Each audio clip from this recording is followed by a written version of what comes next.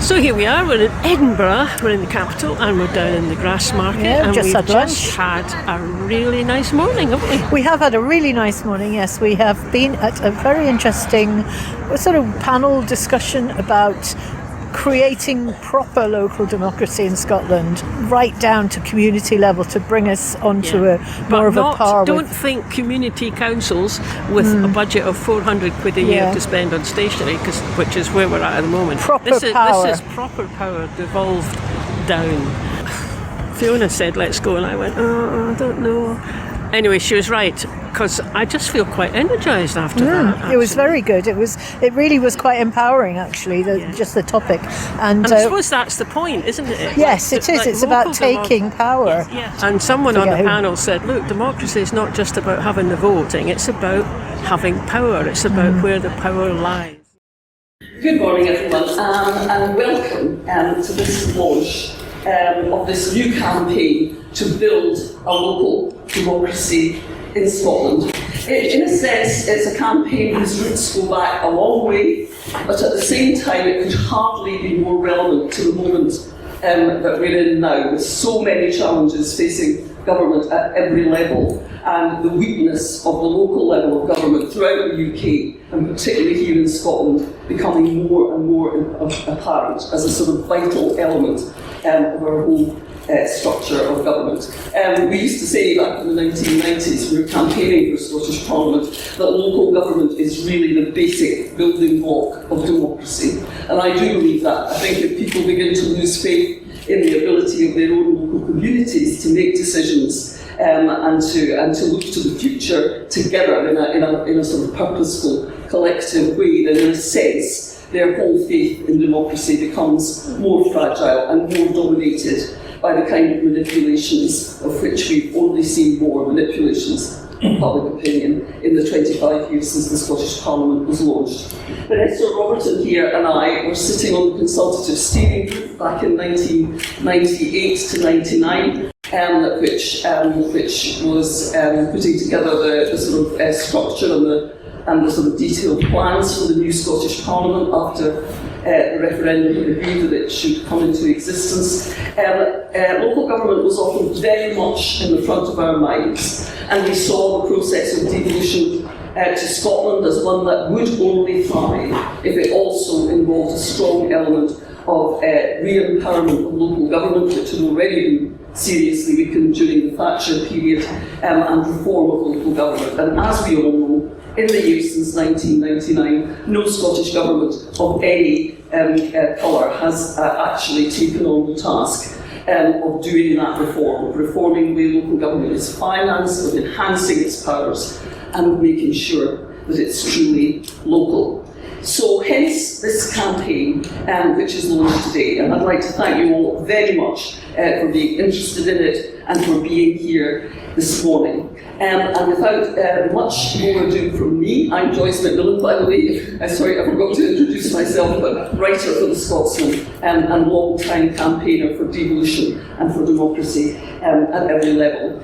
And without any more from me, I'm going to start introducing you to our terrific panel who we have here today. I did have the order in which they were going to speak. And the first is going to be indeed Esther, my former colleague from those days on the consultative steering group. Esther's a tremendously useful and well-known figure in Scottish public life. She's done various things like chairing the Fife Health Board and all sorts of other senior jobs. But today Esther is going to be talking to you in her role as a former member of the CSG about why she has become involved in and is so committed to this campaign. So welcome, Esther. Thank you.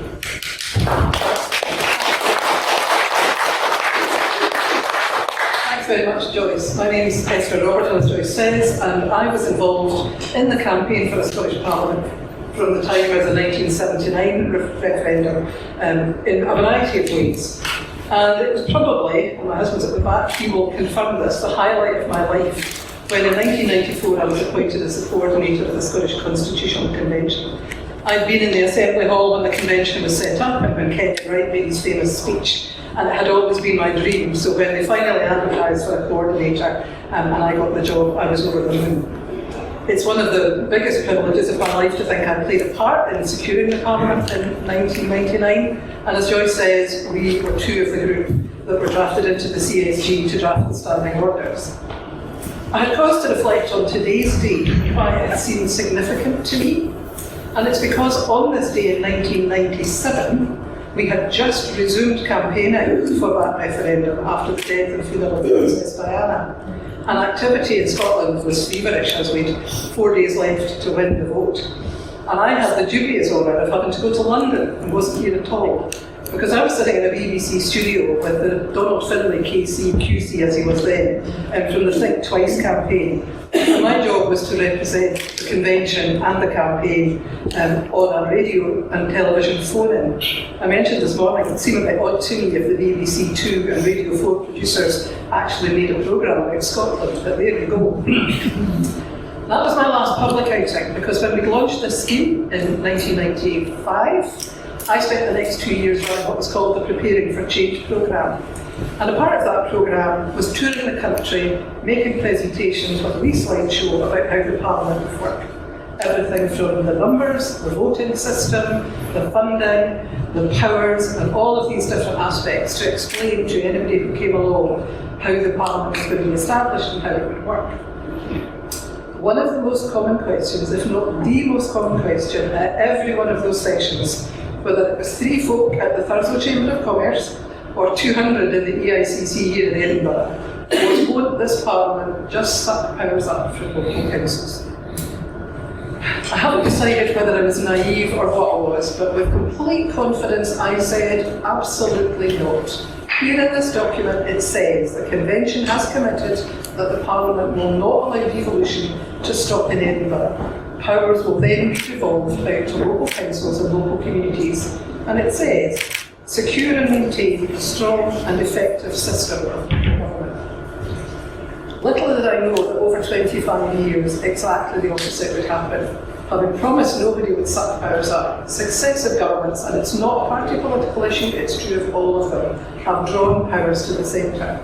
And as Joyce says, I believe now more than ever, those local powers are absolutely critical. Some of the things that are helping address the biggest challenges are being done by local communities, by development trusts, by all sorts of people, without the powers or the resources to do them the way they would if they had a local council. So I, for one, when we saw the 25th anniversary coming, thought now is the time we have to revisit this issue. And a group of us, an unusual collection, I think Ewan described us as, got together and decided to launch this campaign. So obviously we don't have to ask you in this room because you're here, but we would love it if you would spread the word. There's documents on your chairs, there's more copies if anybody needs one, but please visit the website, sign the declaration, buildlocal.scot, all the information in the magazine on your chairs. I'll be happy to take questions, but I'll stop there and hand over to our next. Right, I'm Dave Watson. I'm currently the director of the Jimmy Reid Foundation, Scottish think tank and the publisher of Scottish Electoral Review. I was formerly the head of policy and public affairs at the University of Scotland before my semi-retirement in 2018. So I'm here because I think most of us would agree that Scottish Parliament has brought democracy much closer to Scotland, but it hasn't created the promised local democracy for our local communities, as Esther rightly pointed out. Instead, we still have some of the largest basic council units in the world, and our public services have been centralised. Now, despite several initiatives, or many initiatives between COSLA and the Scottish Government, and you can read some of them on the briefing on the website, several commissions and numerous reports, we're no closer to reaching the goal of subsidiarity.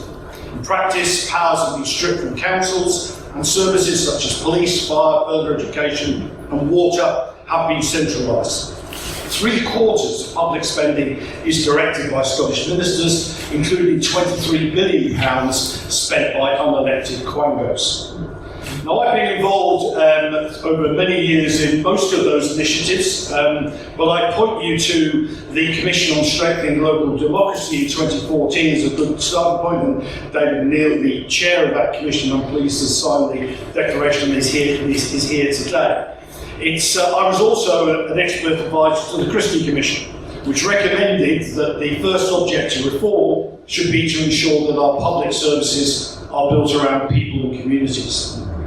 The Jimmy Reid Foundation, which I'm proud to be the director of, has published many reports on this issue.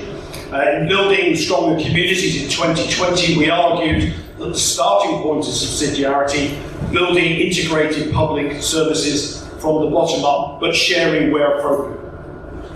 The role of central government, we argued in that paper, should be to set the strategic direction of policy based on outcomes, rather than trying to direct services from anywhere. In the paper published last week, we highlight it's not just about democracy. We published a paper called Building the Local Economy, and there we highlight the impact on the economy of centralising services and a weak local democracy. The two go hand in hand. However, a country the size of Scotland can't justify duplication and difference just for the sake of it. Therefore, in many of the papers, we've argued that we need public service frameworks that allow local services to focus on what matters, even where decentralisation is not viable, and it may not be in some cases. The bodies concerned should still be required to collaborate locally. Now, it sometimes feels that the only discussion around local government comes from those advocating directly elected mayors or provosts, or even have a bitter Twitter squabble over whether they should be mayors or provosts. These top-down initiatives, I would argue, have not produced a strong sense of local empowerment. Instead, they centralise power in a single individual, which could lead to unaccountable and even authoritarian leadership. As a former trade union official, I understand that there will be trade union and workforce concerns over creating a larger number of councils, along with cost concerns more broadly about duplication. Now, this is where the national frameworks I mentioned are so essential. Local decision making should be focused on what's important to communities. We don't need hundreds of, 100 plus in fact at the moment, different procedures, terms and conditions, contract documents, etc. Neither do we need a bureaucratic infrastructure of senior managers. This is an opportunity to explore the concept of a single public service worker on standard terms and conditions and joint introductory training, both of which were envisaged by the Christie Commission. In an era dominated by austerity economics, local services have continued under all administrations to face the brunt of budget cuts. Successive administrations have ducked the reform of local government finance, despite credible proposals in both the Burt report and the later Commission on Tax Reform. Council tax accounts for less than 20% of council expenditure. It used to be over 50% in Scotland. And equivalent councils in Europe, it's between 50 and 60%. Unsurprisingly, local election turnout is significantly higher in countries with greater devolved taxation. So smaller councils on the European model also enable local people to engage in local democracy.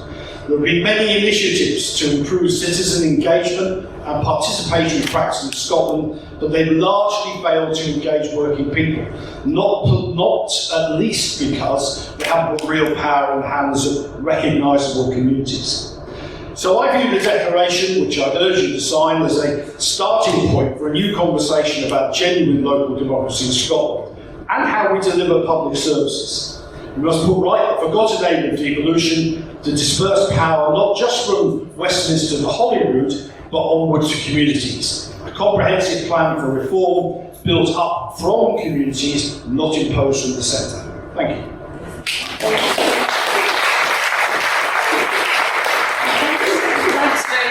Can I just say from sort of the chair, I'm only loosely chairing this very powerful bunch of people, but thank you very much for reminding us of the contribution to the whole evolution of democracy in Scotland of Campbell Christie, who was such a huge major figure in the events of the 1990s and whom we still, I think, miss so much as a voice in Civic Scotland. He was really a tremendous force for that, General Secretary of the STUC at the time. And our next speaker is Willie Sullivan of the Electoral Reform Society in Scotland. Thanks, Joyce. I'm called Senior Director for the Electoral Reform Society, and I work across the whole of the UK, but I have responsibility for Scotland. And I'm telling you that because Lesley suggested that I tell you a bit about me before I tell you what I think. I grew up in Fife. My father was a miner, and 40 years on from the strike, I've been kind of reflecting about, I was probably 14, 15 during the strike, reflecting on what that was about, you know, and it was, and how this relates to this. And the miners were fighting for community. I feel more and more when I think about that.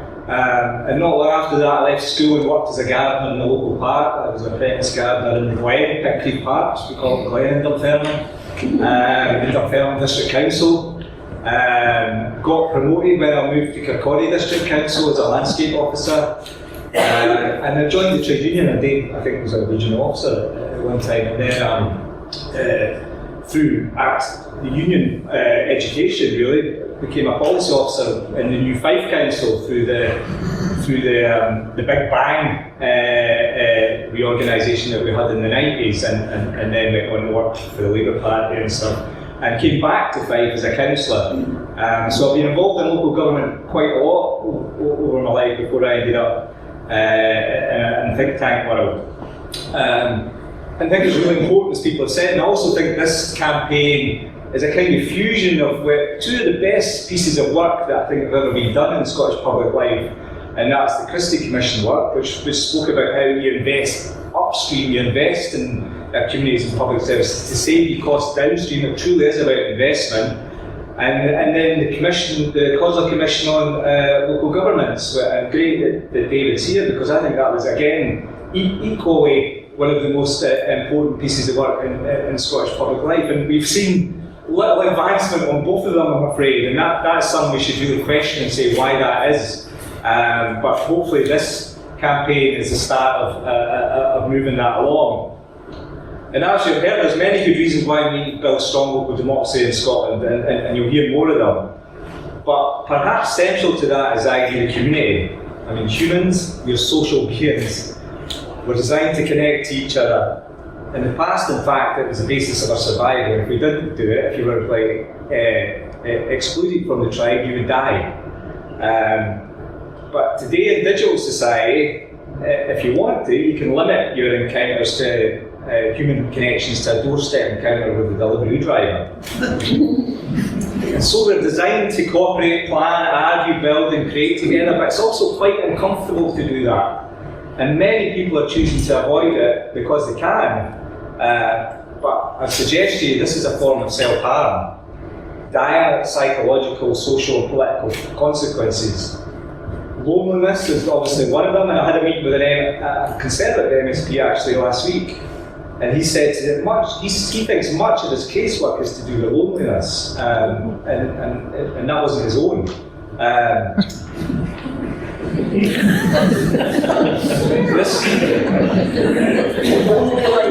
more and more we're beginning to understand this connection as a cause of mental health crisis. Many of us are depressed. Most of us have lived in constantly high levels of anxiety, and this seems to be particularly prevalent in the TikTok generation. I've got two daughters in their 20s, and they and their friends talk a lot about their anxiety. But in terms of our democratic health, we see resignation, disengagement, as well as anger and fear, division, polarisation. These are the most fertile grounds for political extremism and populism. Reform, currently polling 8% in Scotland, enough to get them several seats in the Scottish Parliament. Another behavioural driver from our evolutionary past that is not conducive to modern life is that when I'm anxious, I tend to see things in black and white. Fight or flight, deadly or safe. If most of us are anxious most of the time, we have a society ripe for takeover by populists. That's all very worrying, you might say, but what's that got to do with the local council? And the answer is community. Community is a network of human connections, potentially the new tribe. And what better way to build a community than by allowing people to work together to try to make the place they live the best place for them, to let and help them run their own town, village and community. And we know how to do this in ways that heals division, not causes it. For decades now around the world, people have been experimenting with ways to support struggling representative systems through citizens-led deliberation, and new institutions such as citizens' assemblies. We've done quite a bit of polling at ERS on community activity, and we think there's a very large untapped resource there. We did a poll in 2021, 4 in 10 people want to give more time, free time to help the council make decisions. Well, 4 in 10, yeah, nearly 40%. Of that 40%, 9 in 10 said they'd be willing to give up 2 or more days per month to help the local council make decisions. And the average number of days respondents were willing to give up to help the local community was 3.5 days. This suggests that there may be more willingness to engage than is often suggested. Of course, people want the council to empty their bins, keep the streets clear, and much else without any hassle for them. But they also want to be involved in planning and shaping the future of the place they live. And also be involved in things don't work, which they frequently do, and make them work better. And at the very least, we should have a system that allows them to engage in this. We've got more than enough people willing to lay the foundations of stronger communities, so we could make human connection a central aim of how we form and function local governments. If we turn up connection, we turn down fear and all its consequences for the health of the individuals and for society. This should be a fundamental goal of how we design our local democracy. Thanks. Okay, we move on to our next speaker, who is Ewan Aitken. Many of you will know has had a tremendously distinguished career in local government in Scotland, and also as a member of COSLA's Commission for Strengthening Local Democracy. Ewan. Thanks very much. I've been called many things in my life. Distinguished isn't one of them, so I'm going to take that. That's good. The moment That's good. And I'm here, I think, probably largely because I was a member of the Commission for Strengthening not local government but local democracy, and that was an important choice of title, and really important that democracy happens in many guises. But I'm going to tell you a story about election to local government. I stood in 1999. For Edinburgh Council in Lochend and Wrestling, and because it was an election day in Scotland, it was raining, and so at this old lady at the polling station, I said to her, "Listen, thanks very much for coming out on a wet day." And she looked at me with a look of kind of disdain and pity, and said, "Son, my mother fought for the right to vote. I wouldn't be anyone else." And that was me rightly told. She had a connection with the political process and the journey that had been taken to change the political process that she would never lose. But many today don't have that. 67% say that they are disconnected from the political process. We've heard, just from Willie just now, a desire to be, but people aren't sure how or feel it's not for the lights of air. We are, as I've been accused of calling them, an unexpected coalition. I decided that was better than a motley crew. But with that, because there's an important debate going on in Scotland about the Constitution, and that's a good debate, we should keep having it, and so on and so forth, and that's right. And I think it's good that folk from both groups in that debate are here together. But we're here together because we also know that we don't have to wait for that conversation to be over for other things to happen. And that when it is over, whenever is in whatever form it takes, these things can still happen. Because what we have is more in common than divides us. Because we care about politics, not for its own sake, but for the difference it can make to the lives of our neighbours and the stranger that people will never know, because it matters to all of us. Our ambition is to reconnect people and communities with politics and its processes and its purpose, which is to make life better for all of us. But if that is the case, then the answer is not 32. In fact, if you think the answer to local government is 32, it's a pretty stupid question. This is not about doing better with what we have, it's about changing what we have to do better. Of course, that means involving more people in more ways, using those days that have already been offered, but that offer is not yet being heard. But that means increasing the number of people participating. That's liable to increase the number of politicians. It seems counterintuitive that if there are a problem with politics, the answer is more politicians. But actually, in 1973, we had 400 local councils in Scotland. There were 68 councils in Fife at one time. There were 5,000 local councillors. Compare that today. My question is, who asked the question in 1973, the journey we've taken in several ways it would be better if they had fewer? Where was the debate that was the answer? Where was the discussion that said we can do better with bigger and fewer?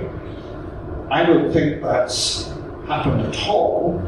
And I think the consequence of that has been that despite the commitment that we heard from Esther earlier on, devolution has stopped at home because the direction of travel has always been, let's keep it at the centre. Whereas what we're saying is if you want a better politics and better political decisions, you need more opportunities for more people to be real participants in the decision making that affects them, because that creates more understanding and brings more experience and more diverse experiences to the table, more sources of wisdom to the decisions we're trying to take. Because there's never, I used to say when a politician, you don't make decisions, you make judgment calls based on the information you have at that time. Well, if you widen the breadth of the information, you're liable to make a better judgment call. And there is real evidence that if you put a group of diverse folk in a room and a group of narrow experts and ask them to make a decision about the same subject, you'll get a better decision from the diverse group than the narrow experts. I'm always struck by the nothing about us without us is for us statement. And I remember back in, when I was on the council and we got social inclusion partnerships money from Europe. And there's a plan. And there were 6 areas in Edinburgh that weren't big enough to get money, yet the folk in those areas were just as poor as everybody else. So we created what we called the strategic set. We put together 6 small areas and said, oh, we've got a big area. But instead of creating one big system for those 6, we said each local area can do things itself. So they didn't create a big infrastructure. We just got folk round the table, talked about what we might do, said what are our priorities. We held public meetings, got folks saying we could do this or that, whatever. And we came up with solution after solution. In my area, we got a welfare benefits person to come and go knock on people's doors and ask if they'd had the benefits they wanted. And in the first year, we increased the benefits in our area by £500,000. Somebody working half-time chapping on doors. We created a sexual health clinic, a drop-in clinic for young people, because we knew that was an issue. It's hard to talk about, but we found a way of doing it for the Nordic Horizons. We created a food co-op because folks said getting access to food. All of that done by people around the table with a better resource, because that is the other key thing. And there's some numbers on the website about how money is to the centre, and Dave mentioned that there. Because as we know, in my previous life as a parish minister, I knew that all the really important theological decisions were taken in the finance committee. And it's the same with politics. But if you put that finance committee in the hands of people, decide those who are going to make decisions, then you're going to get better ones. And it's not that all things about devolution have been bad. You know, the year before the Scottish Parliament existed, the amount of time spent in Westminster talking about Scotland's health in the year was an hour. We've got that very different now, that's good, but we can do better if we default decision making in all the ways that are possible to the people most closely affected by it. Building from the bottom up, I think that concept of reserved powers and then building up, I think. So we can reserve powers to local government and give it to the centre as and when we thought they needed it. And as a model for doing that, then far more people can feel that that young woman who gave me, that old woman who gave me a right to turn off, will feel politics matters enough for me to get out and do stuff and not just on election day. Thank you.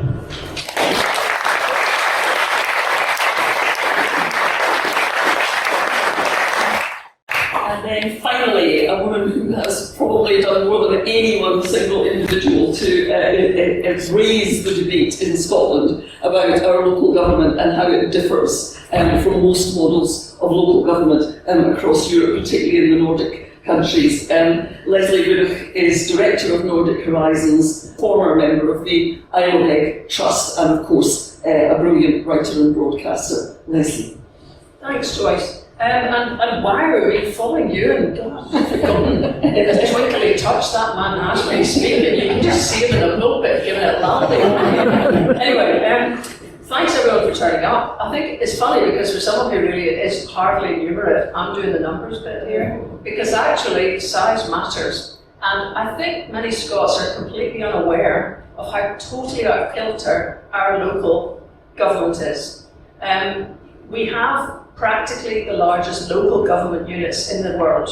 It's that bad. The average in a Scottish council is 175,000 people. Nobody's registering anything in the room. I know it's early, but no one's going, right? Because fact ends, right? What the norm is. And the norm is, across the EU, the average is 10,000 people. That's the average. 175,000, 10. If you start to look at what that then produces in terms of utterly ludicrous and unacceptable situations, take Highland Council, since everybody's doing a wee bit of how they come from. My mother's Fay Week, Dirty Weaker, actually from Pulbetown if you want to get precise. She would be part of Highland Council. Highland Council, lordy lordy. It has an area, a third of the landmass of Scotland, 11% of the landmass of Britain. It is larger than Wales, which in itself has 22 councils. It is, perhaps more significantly, larger than Belgium, which has one federal government, 3 community governments, 3 regional governments, and 581 councils. There are 8 councils in total. Highland is one of them, which has a larger landmass than Luxembourg, which has 12 cantons and 116 councils. Do you get it? I mean, that's how totally out of sync we have become. Behind all of this sits a big is beautiful mentality. And that probably is one of the real killers of our society. Because actually, we all know, a bit of us goes, oh yeah, we've been fed it for so long. It kind of feels right. But conversely, I'll bet that most of you are here because you're connected to something in your community, at the local level. Now let me go to that stage of things. Of course, nature abhors a vacuum. There is something at community level. It's called volunteers, right? Now, I'm not knocking volunteers. I was one with the Isle of Egg Trust. I'm seeing Ian Cook, who is Chief Executive of the Development Trust Association. There's about 350 trusts across Scotland who are all doing heavy lifting in their own communities, and that's great. Many of them have done buyouts. Many of them are running for really important facilities. But here's the thing, they're soon going to end up being mini councils because the government's strategy is to let those who feel tough enough pick up extra powers without extra resources and without needing to have elections around all the people in their neck of the woods. And those development trusts, well, they're wondering what's happening too. We have got a weird situation where people who are really interested in their community end up having to put, and there's never less than 10 years in it. Every buyout has taken 10 years to get anywhere. You can just wave goodbye to 10 years when you try to take something on, and you will be worn down by it. And at the same time, you'll be trying to operate with a council that might take you 2 days to reach. That'll be your local council, right? Which is essentially hugely bureaucratic. And this is not knocking the people who are councillors. Some of them have wards the size of small countries. A very good friend of mine, Jean Urquhart, who is vice convener of Highland Council, has signed our declaration. Her ward used to be the largest in Europe. And she was knackered simply doing the ward rounds. This is crazy, crazy, crazy. So the net result of all of that is that we've got a lot of voluntary effort that is non-statutory. You can do stuff in community councils, The average budget is £400 a year, which is meant to be spent on stationery. You're having a laugh. And that, and that can be completely ignored by the proper councils, as many of you who are committee councillors will know. So this is rubbish. It's embarrassing. It's not local democracy. And many parties at election time have picked up aspects of this and talked about rolling powers out of Holyrood. They've never come up with a detail. The details are all there. I'm just going to give you a couple of snapshots because many of you may know. I know the Nordic countries now reasonably well. You might think, Jings, we're going to end up with loads of highly paid officials everywhere if we have more councils. And I mean, this, as reports go, it's been mentioned already, there are lots of reports. One from the Fraser-Allander Institute in 2019 suggested having 17 regions and, I'm trying to remember now, 318 councils. Now that's not kind of fringe lefties there, folks, that's Fraser-Allander. And the point they were trying to make is that what we've currently got is too small to be truly strategic and too large to be local. We've got the mummy bowl in the Goldilocks scenario here, no offence to mummies, but it's just betwixt and between and it doesn't work. So how it works in Norway, for example, they have most of the small municipalities that they just have 2,000 to 3,000 people. If they have their education director is usually also a part-time teacher. Just let that roll around your head for a minute. When you get back to what Ewan was saying about diversity, can you imagine how actually running education might be informed if you were also at the grassroots, you were part of that process?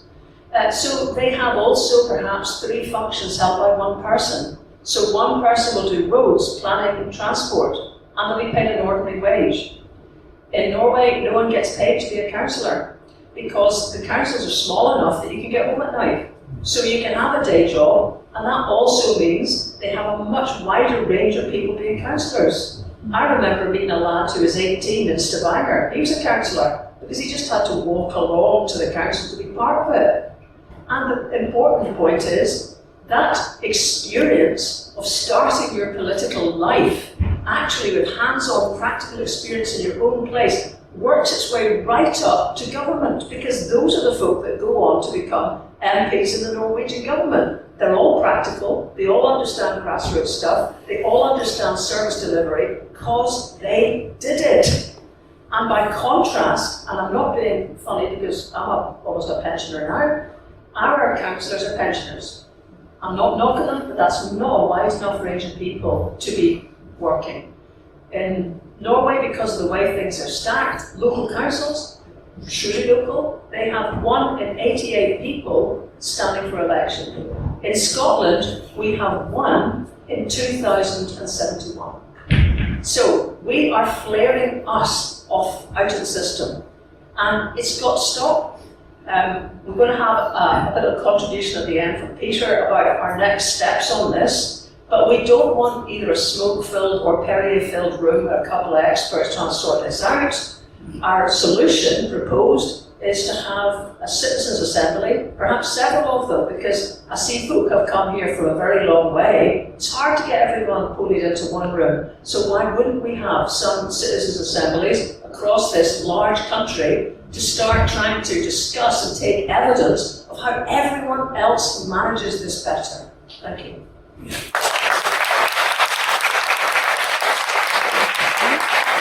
It's about finance, it's about the next steps and how we would use citizens' assemblies to build a campaign and more enthusiasm, and about this crucial question really of if you have quite small councils at the base level, what is the best way of coordinating those activities that require cooperation over a larger area. Do you want to start this? Right. Maybe take them in reverse order, because you're absolutely right about the financing position. And I think Lesley will be able to see much more about how it's done elsewhere. But the view always was that the Parliament should be making sure that councils had serious powers. And there's a lot of debate, even in an existing structure, about our current financial challenges and how there are actually powers sitting in the Parliament right now that could empower local councils to raise money over land or whatever.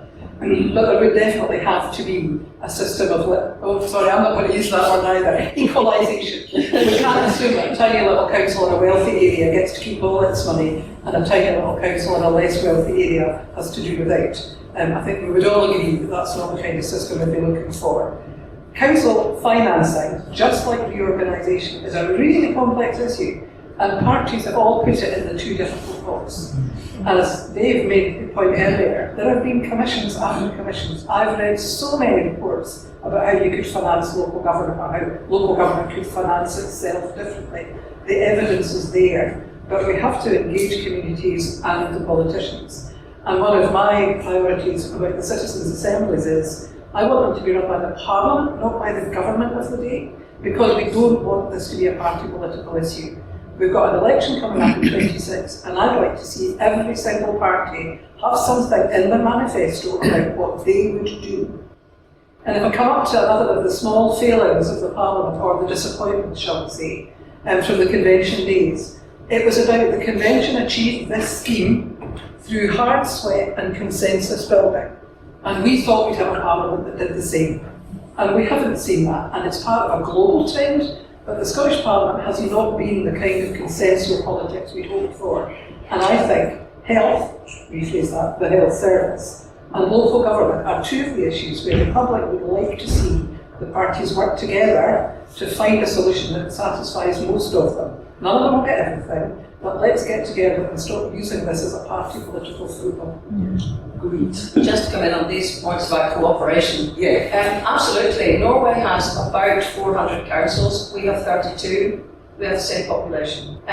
What they do, well, we had Nordic Horizons had the Minister for Local Government in Norway on, and he explained that the Audit Commission for Norway found that the best delivered projects in Norway are delivered by municipalities cooperating with one another. So, for example, hospitals, I think, have now been taken into central government. At the time we were speaking, 4 or 5 municipalities, councils, would work together on producing a scheme for a hospital.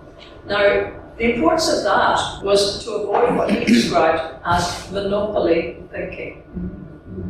Now, just think about anything in our world where there's one person practically has made one decision about something really important that's cost millions, even billions of pounds, and there's too small a set of people or person at the centre of that decision making. When they have 4 councils who are all discussing where the local high school would be, you bet there's plenty of challenge right at the start about where the best thing is. There's a point where you have to put a sock in it and actually accept that decision. But what the Audit Commission of Norway, and I would remind you, the Norwegians are judged to be the world's best democracy.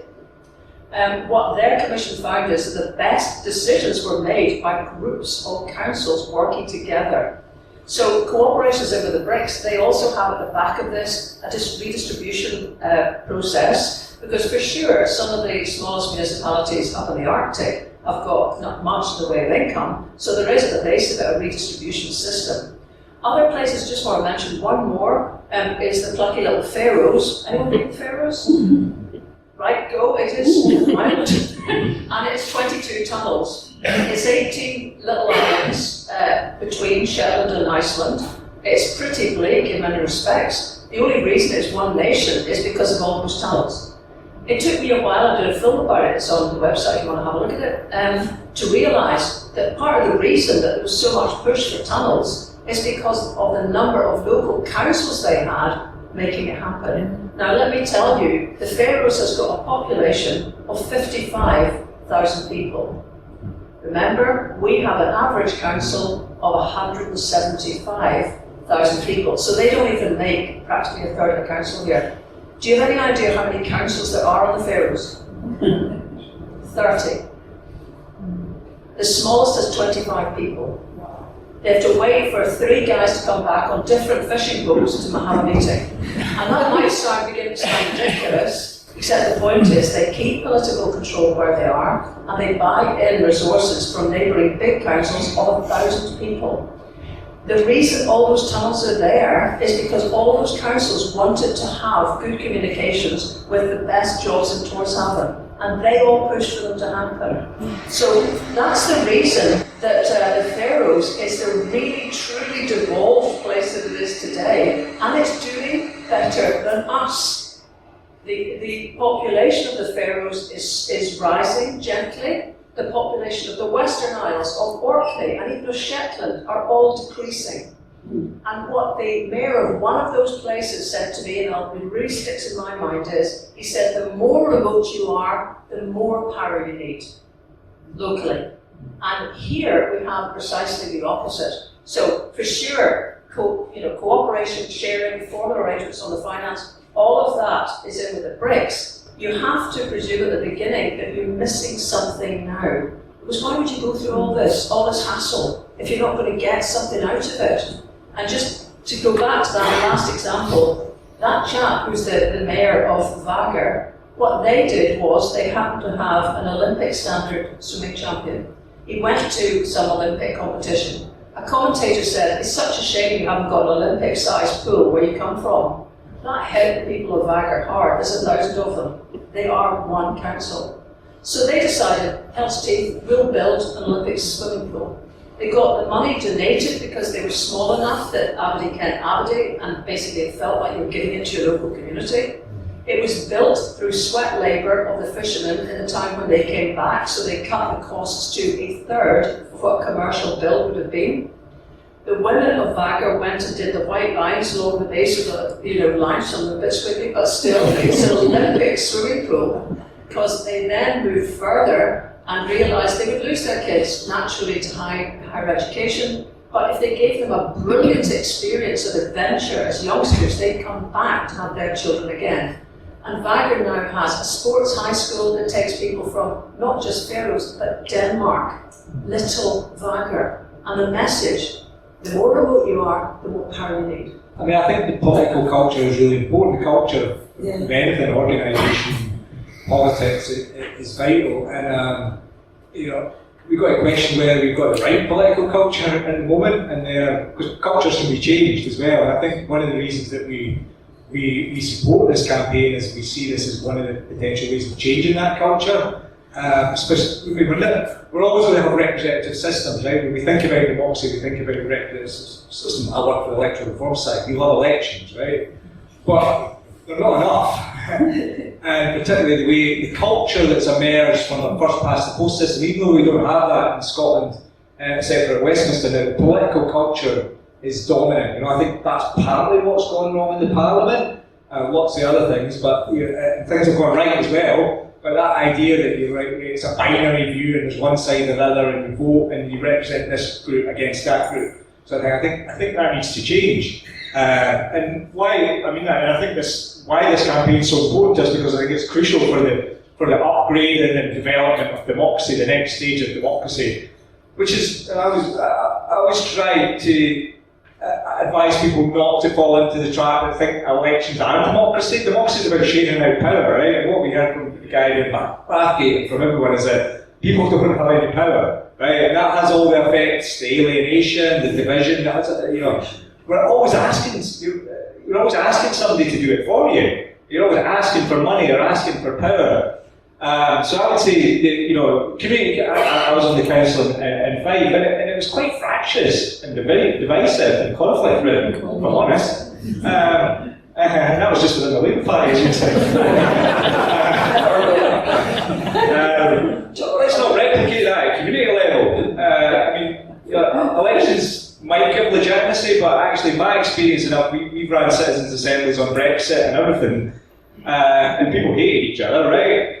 And they never ended up loving each other or even agreeing, but they understood each other. It took time to build relationships within that group, and they understood each other. Sometimes that's all human beings want. They don't need consensus, but they want to understand where they're coming from. And so I think first of all, let's get the size right, because communities have to, as Lesley says, the problems that come from that thing being too big are fundamental. We need to deal with that. And that does impact on the culture. But let's talk about then how we change the culture. And we know how we do it. It's been experimented. We've got to a point now, we've been doing it for decades, all around the world. We actually know how to do this stuff. It'll be different in different communities, but I just think changing that political culture as a way of, protecting and saving democracy has got to be a priority. Picking up on the Norwegian example and accountability, we used to get, when I was working at Unison, regular trips from the Norwegian equivalent, the public service union essentially for workers there, and they would meet our people who obviously worked in very large councils compared with very small ones. And I remember one was an officer in charge of an elderly person's home, and she was asked, she said, well, what about standards and inspection? And she said, oh yes, she says, a man comes from Oslo once a year with a clipboard, and we give him a cup of tea and a biscuit, and he goes home, hopefully getting quite happy. She said, but that's not accountability. Real accountability for me is because we only have one elderly person home, and everyone knows me. So when I go to the local supermarket and something's not working quite right, I get told that in the local supermarket. That's accountability, that's culture change, not just for the councillors, but for officials and everybody else who works in those areas. So, I think it illustrates how small can be more beautiful in those ways. Yeah, I mean, my concern generally is that we, over generations, have learned passivity. We've learned resentment. We've learned that basically it's them who run stuff, not us. And actually democracy is about them. You can make it whoever them you want. It could be Quangos, it could be a distant council, it can actually be a distant landowner, it can be a distant Holyrood. Everything about power is distant. And that is a hangover from feudalism. If we're going to wake up this country, we need to ditch feudalism in more than just literally those words and an act of parliament. Up here, in here, we need to get that we cannot keep flaring ourselves off out of our own system. So to me, that's what's so important about it. Coming back to that question of how things can operate, Sweden, for example, has a system whereby only higher rate taxpayers pay any tax to central government in Sweden at all. Most of you in the room who are average taxpayers would pay your entire income tax to your local council. And then blow me, when they have council elections, they have a 92% turnout. Why do you think that would be? Because they've got your money. And to come back to the question about creating interest, it's astonishing what interest you can create when there's power in the room. And that was also true, whichever side you want to take of the independence referendum, there was power in the moment. So we've got to shift to a situation where people feel they're not essentially being messed around, where you're asked constantly to create plans for something that a larger authority will just disregard. That is teaching you something. And we're teaching the next generation the same bad lesson, which is don't engage because it will break your blooming heart. Right? It can't go on like this. So. Yeah, there was another element to the question here too about are we ready for the change in the role of councillors themselves that this kind of reform would bring? I think Esther's got some thoughts now. I have to first do my true confession and say, like Willie, I'm a fifer. And I always look back to the 70s and the Wheelie Commission. Sorry, thank you, Lesley. Nothing like Kirkcaldy versus Dunfermline, whether it's on the football pitch or anywhere, until John Wheatley suggested dividing Fife and putting the northern Tayside and the south in Lothian, and suddenly Fife discovered what it was like to be united. to come back to the question about accountability, absolutely. If you come back to that, I mentioned at the beginning about the Parliament and decentralisation. Dave made the point about strategic decision making.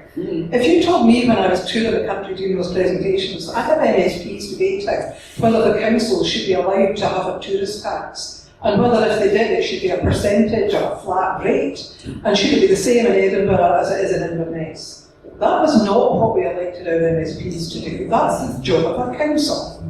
I saw an article at the weekend about the caseload of MSPs, and they're absolutely flat out, most of them, there's a couple in the room I think, working really hard. I understand that 60 to 70% of their caseload is actually about housing, and health, and all the things that have got nothing to do with the Parliament, but to do with local government and, God save the Quango state, which we've got another argument about. So there is that whole thing about we would change the culture if the Parliament stuck to the things we needed to be doing and let the councils get on with the things that we want them to be doing. One of the things that's not been mentioned, and I don't know what would happen because it would be a cultural shift, but in the old days, especially in the likes of the Highlands and the Borders, councillors were independent. They weren't party political at all. I think latterly lots of them stood as independents and they knew which party they were anyway, but anyway, I think the kind of councils the Nordic countries have, people get involved because, as Dave says, they can see they can make a difference, and they know they have to work hard because when they go out at the weekend they'll get their YouTube if they don't. So I think there is that whole debate about the role of parties and whether councillors would be independent or not. I think coming back to your question about will the political parties shift, I think the difficulty you've got is as soon as you create a parliament and you get the kind of culture we've got, they don't want to give powers up. Back to Lesley's point, the whole point of this campaign is for the public to start demanding that they do. And that's what we have to do. Not be sitting quietly waiting for them to take action. Nobody's referenced another Fife institution called the Carnegie Trust, based in Dunfermline. They're doing a survey UK-wide, social, economic, environmental and democratic well-being. And it won't surprise you to know that democratic well-being scores the lowest. And they can take it across age groups and geography and all the rest. We won't get that democratic well-being until we get power in local hands and people feel they're in control of their own lives through their own local council. That's really almost three really terrific questions there. And the first one, a vital one about quangos and the whole role of quangos in our society, administration, democracy. And then the first part of your question, very vital to the next kind of 10 minutes of this event, which is what are the next steps and how is a grassroots movement towards this to be built. And then finally, the particular points you made about the NHS and that kind of question about function and at which level it should sit. So all terrific questions. Dave, do you want to make a start? Yeah, so on the quangos, I wrote something not so long ago covering that, and the reason that I did so was that a politician, I won't name, talked about the bonfire of the quangos, and I'm old enough, sadly, to remember it was probably about the fifth politician who had said something similar. And we looked at this also in the Christie Commission as well when we were doing that, and the solution, I think, to localising the work of quangos is complex and it varies service to service. It's not a one-size-fits-all solution. I mean, in some cases, if you can't devolve, in some cases you can just devolve them. Bear in mind, issues like career service, for example, used to be a local council function delivered locally, then got shunted up into a national quango. So in some cases you can essentially divide them down. That doesn't mean there wouldn't be some sharing of strategic services within those areas, so that you might well have the local services delivered by the local council, but you might have some specialist services which may be run on a regional or national level. In other cases, the NHS is particularly complex. People forget about it is a quango essentially, and health boards are quangos as well.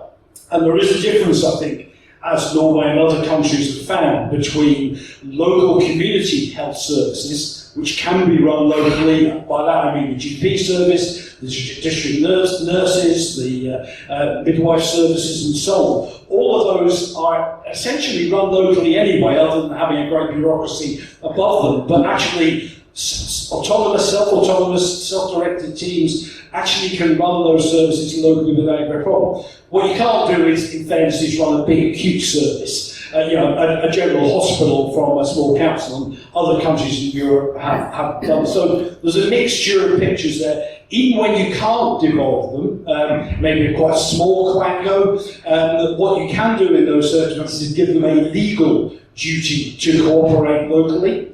I don't mean set up a faux committee and go and visit once a year and listen politely and do nothing about it. I'm talking about a legal duty to have that engagement. And in another case, you could have direct elections as well, or joint boards, which we already have the legislation to do, where, essentially a number of councils run those. So it's not a straightforward solution, and I accept that not every Quango could be dismantled and turned locally, but there are a range of options in there. We touched upon it in the Christie Commission. There have been other people, including me, have written about this, but it's important we do so. £26 billion are spent by unelected Quangos. That's a huge sum of money, a lot of which could be devolved to local level.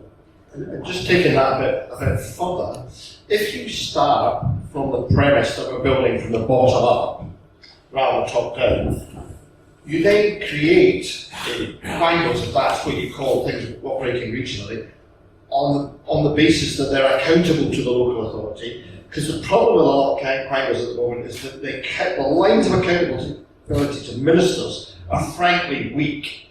The minister doesn't have or won't impose the theoretical accountability they've got. Whereas if said Quango, whether it's running the local college or even the hospital that meets the needs of a group of councils, are accountable to the council, you've got a different type of conversation. So the starting point for why a Quango would be created would be different, and the lines of accountability would be different as a consequence. And just go back to the point that was made earlier. I should say one of the reasons I grabbed the microphone was just to make the point I'm the third fifer on the So actually the kingdom is coming.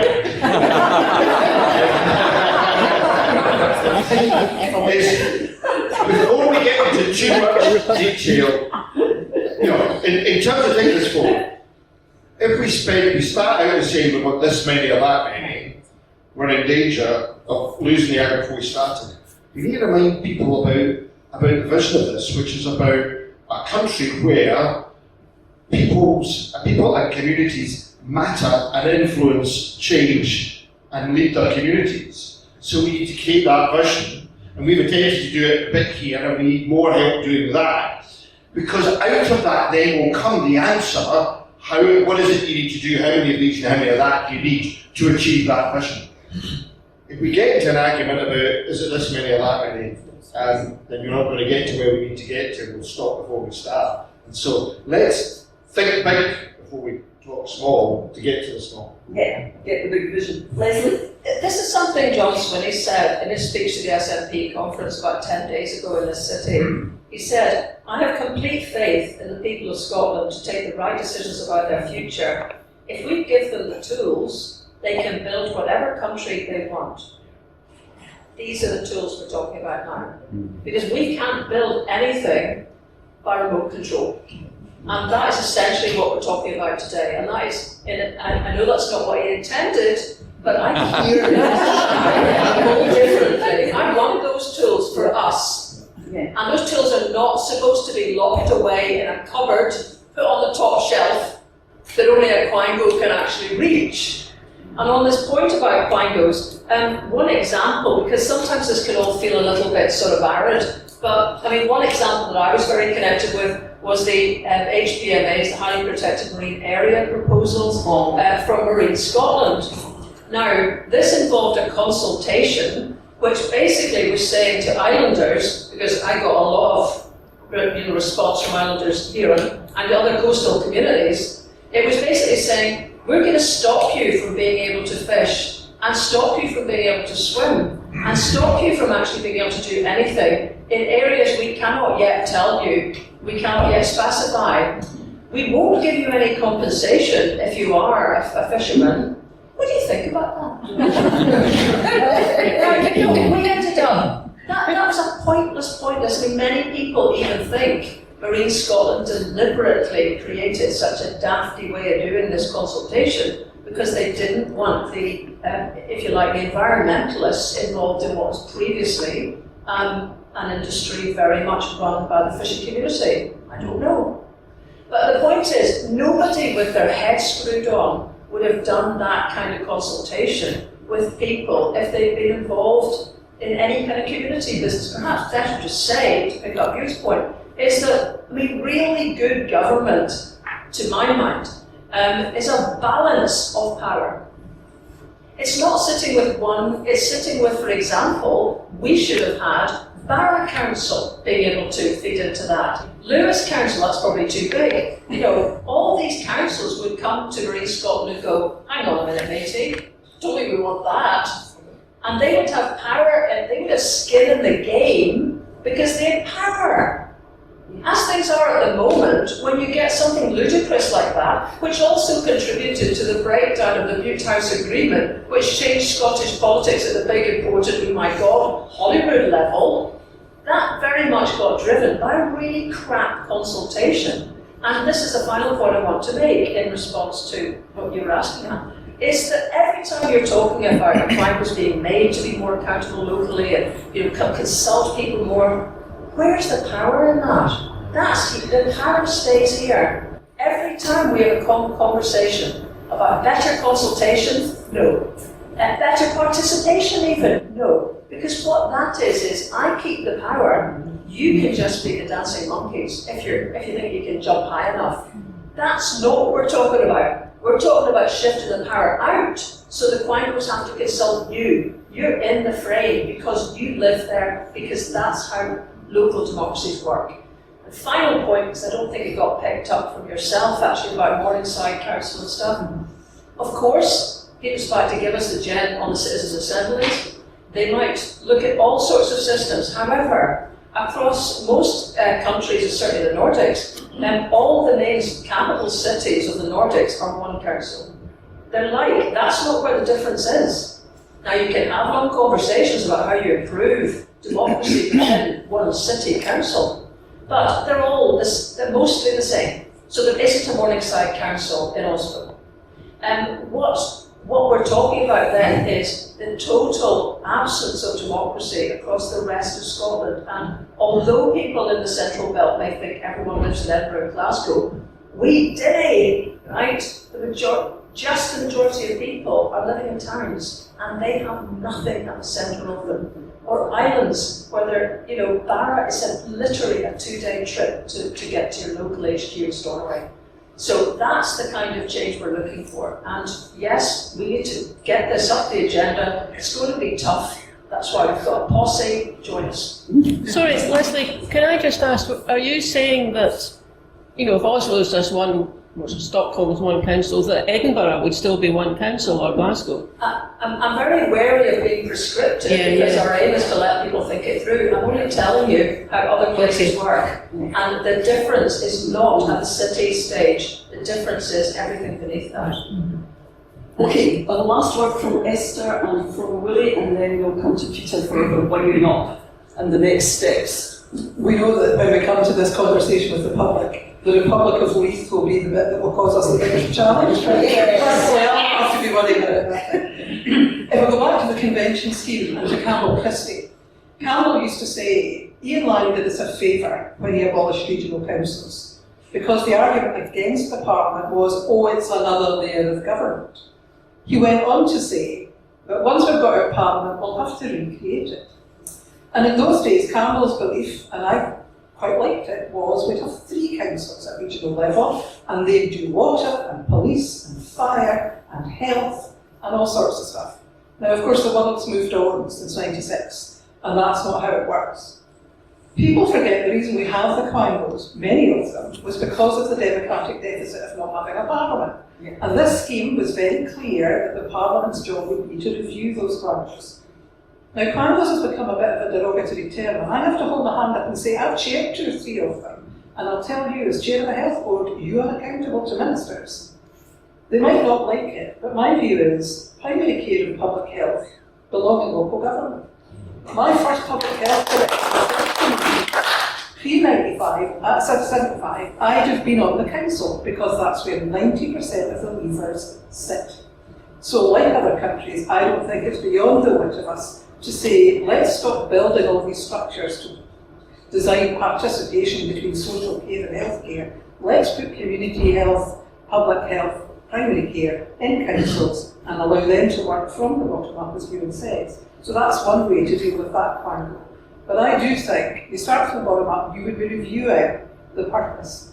And when I was chief executive many years ago of a quangle, you had a quinquennial review every 5 years, what is the purpose? Should it still exist? Or could somebody else do it? And nobody's asked that question of any of our 160 panels in 25 years. What I would say in defence is, people complain about these limited number of people that sit on panel boards. You know why? Because most folk wouldn't apply to do it because it can be a total thankless task with little power there either. So I think it's time to review that whole system in the right part of the debate about new local councils. I'll finish by saying, I hope we've fired you all up. Peter will tell you what's coming next, but if you do nothing else, sign the declaration and get your neighbours, your pals, your family to do the same. Thank you. Thank you so much. Let's lead into what Peter's going to say here, because you and Lesley covered it a bit about what the process is, and I think it's, again, to escape from my binary thinking, I think we do need to allow a process that not have a set plan, right? Because it's a process that has to arrive at that. But at the same time, acknowledge the gravity of the status quo, and this is why the Nordic examples are so important, because it's quite hard to imagine something different from what you've already got. So I think starting with the principles of what we want for our communities, which is empowerment and ability to run their own place, and then, as you said, let's work out how we kind of deliver that, and it'll be different in different communities. I think, thinking back to the 90s and the Big Bang, I think this must be a process over a period of time, rather than one big event. But again, without being binary on it, there needs to be structures in place to allow that to happen. So I think we're going to hand over to Peter to say what that process is. Yeah, Peter. Go and sign the declaration. So that's the most important thing. But I think over a period of time we've had lots of initiatives, a brilliant COSLA report, lots of other things that have tried to change the situation. And I think each one of them has foundered, partly because it wasn't at the right time, partly because what they were proposing was too specific and didn't have enough buy-in. And I've sat on a platform as a candidate in an election and said, I think there should be more local democracy, and had people say to me, absolutely not, because you're not going to get elected and you just want a way in through the back door. What we need is a campaign across society to get people to demand this, because if we don't do that, then we're not going to get the change that we want. And the pathway to that change is that we want parties to put in their manifesto for the 2026 election, a commitment to a citizens' assembly to be run by the Parliament, to come up with firm proposals for what we would do, how we would do it. I think, as Willie says, it's going to be a process, not an event. And what we need is that to get the real buy-in from people. We need you to go out and be champions for this, to talk about the need for more local democracy, to talk about the need for people to control their own lives in a way that they just don't at the moment. We can work out the details later. We've got a really clear process by which to do that now, and I think that's what we will be asking you to go away and do. So thank you for coming today. Please do sign the declaration. Please do talk to people, and let's make the case for a local Scotland and build a local Scotland. So thank you.